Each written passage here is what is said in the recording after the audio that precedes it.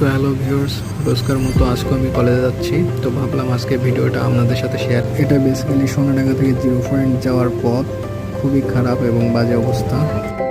তো রাতে রাতে রূপসা ব্রিজের উপর দিয়ে যাইতে হয় আমার কলেজটা, যেহেতু বাগেরহাট পিসি কলেজ। তো আমরা বাস থেকে দশানিতে নামলাম এবং দশানিতে নামার পরে ইজি বাইকে 10 মিনিটের মতো সময় লাগে পিসি কলেজ যেতে।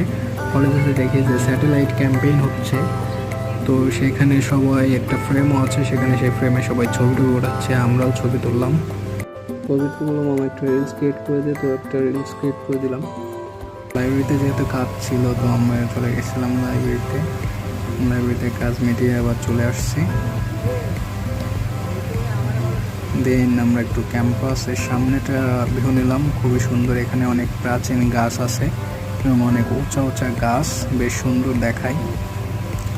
তো আমরা একটু বাইরের পরিবেশটা দেখি, আমরা চলে গেলাম ছাত্রাবাসের ভেতরে নাকি মন্দির আছে।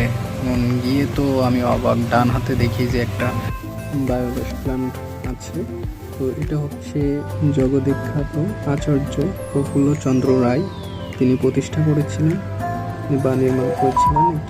এটি হচ্ছে বিভিন্ন প্রাকৃতিক যে সারগুলো, যেমন পচা গরুর গোবর, পাখির বিষ্ঠা, হাঁস মুরগির বিষ্ঠা, তারপরে প্রাকৃতিক যেগুলো পচনশীল সেগুলো ওটার মধ্যে দিয়ে গ্যাস তৈরি হয় আর কি, মিথেন গ্যাস, যে গ্যাসটা আমরা পরে ব্যবহার করতে পারি। এবং তাছাড়া বর্জ্য পাওয়া যায়, সেটা সার হিসেবে আমরা বিভিন্ন ক্ষেতে বা কৃষি কাজে ব্যবহার করতে পারি, তাতে জমির উর্বরতা আরও বৃদ্ধি পায়।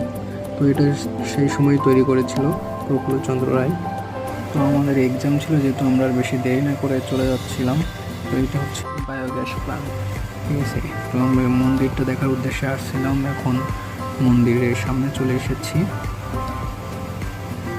দেখা যাক মন্দিরের ভেতরে, মন্দিরটা বাইরে অনেক সুন্দর, ভেতরটাও অনেক সুন্দর। এখানে কৃষ্ণ, সরস্বতী এবং বিভিন্ন দেবদেবী আছে, তাদের পূজা অর্চনা করা হয়।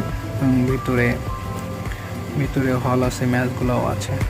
তো তারপরে আমরা বেরিয়ে এসে আমরা কলেজের পিছন দিকে একটা শতবর্ষী ভবন, সেটা সংস্কারের কাজ চলছে সম্ভবত উদ্ভিদবিদ্যা বা প্রাণীবিদ্যা বিভাগের পাশেই।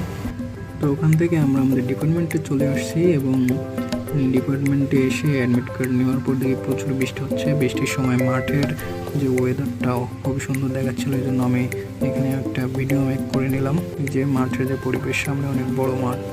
তো আজকের জন্য এই পর্যন্তই, দেখা হবে আবার নতুন কোনো ভিডিওতে।